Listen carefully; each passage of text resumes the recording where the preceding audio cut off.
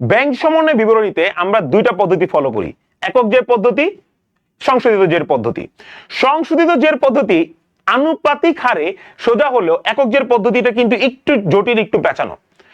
এক কথায় একক জের পদ্ধতি হচ্ছে আমি যদি নগদান বই মোতাবেক দিয়ে আমার যদি অঙ্কের সূত্রপাত করি তাহলে অঙ্ক শেষ করতে হবে হচ্ছে ব্যাংক বই দিয়ে। তার মানে যেই বই অনুযায়ী আমি অঙ্ক শুরু করব তার বিপরীত বই দিয়ে আমি অঙ্কটা শেষ করব। এরকম একটা এমসিকিউ আজকে আমি সলভ করব, যেটার মাধ্যমে তোমার একক জের এর ধারণাটা একটু ইমপ্রুভ হবে। অঙ্কে বলা হয়েছে 2014 সালে 15 জানুয়ারি তারিখে 5,000 টাকার চেক পাওনাদারে বরাবর ইস্যু করা হয়েছিল, কিন্তু 31 তারিখে তা ব্যাংকে উপস্থাপিত হয়নি। নগদান বই মোতাবেক ব্যাংক জেরের পরিমাণ ছিল 12,000 টাকা। একক জের পদ্ধতিতে ব্যাংক বই মোতাবেক ব্যাংকের জের কত? তাহলে আমি যদি তোমাদেরকে এখানে বলি, আমার এখানে প্রথমেই কি আছে, নগদান বই মোতাবেক বলা আছে না? নগদান বই মোতাবেক কত টাকা ছিল? 12,000 টাকা ছিল। তাহলে নগদান বই মোতাবেক বললে আমাকে এখানে ব্যাংক বই মোতাবেক বের করতে হবে, ব্যাংক বই মোতাবেক। আমরা জানি যে নগদান বই মোতাবেক মানে যেই বই দেওয়া থাকুক, নগদান বই মোতাবেক থাকলে বা ব্যাংক বই মোতাবেক যেই বই দেওয়া থাকুক সেই বইয়ের সাথে যেগুলো যোগ করা সেগুলো যোগ করব, যেগুলো বিয়োগ করা সেগুলো বিয়োগ করব।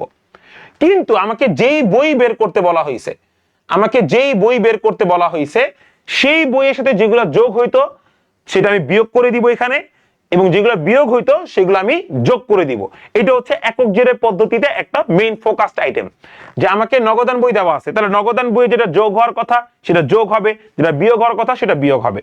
কিন্তু যে বই বের করতে বলা হয়েছে ব্যাংক বই, ব্যাংক বই যেটা যোগ হওয়ার কথা সেটা উল্টা যাবে, সেটা বিয়োগ হবে, আর যেটা বিয়োগ হওয়ার কথা সেটা যোগ হবে।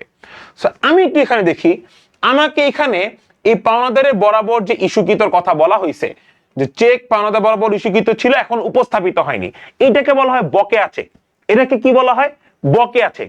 সো বকেয়া চেক হচ্ছে বা ইস্যুকৃত চেক এখন উপস্থাপিত হয়নি, সাধারণত ব্যাংক বইয়ের সাথে বিয়োগ হইতো। তাহলে আমাকে এখানে ব্যাংক বই বের করতে বলা হয়েছে, তো ব্যাংক বইয়ের সাথে যেটা বিয়োগ হবে তার অপোজিট, তার মানে এটা যোগ হয়ে যাবে।